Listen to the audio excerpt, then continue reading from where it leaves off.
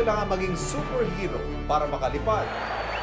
Dahil ang pangarap mong yan, pwede nang matupad.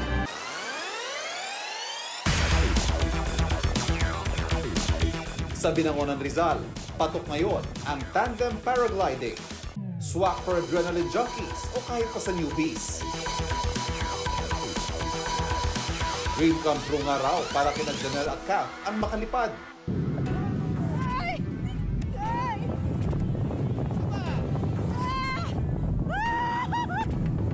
Kaya kahit takot sa heights, game silang kumasa sa flight.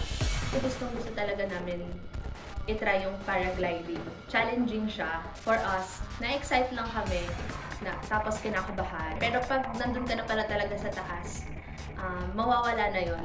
Bukod sa preskong hangin, perfect din ang 360-degree view ng Laguna de Bay mula sa itaas. At huwag kang matakot ma-fall dahil di ka iiwan sa ere. Paragliding expert na titiyaking safe at exciting ang iyong flying experience.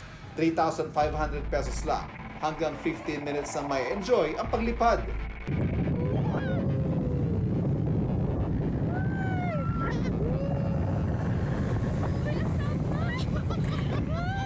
Feeling ko atakihin ako! Swak na swak siya ngayon. Siyempre, summer. Sino yung gusto magpalamig, magpahangin, o kaya yung mga gustong hanapin yung sarili. Girl, itry nyo na. Bukod sa Rizal, pwede rin ba subukan ng paragliding sa iba pang mga probinsya tulad sa Cavite, Pangasinan, Cebu at Sarangani.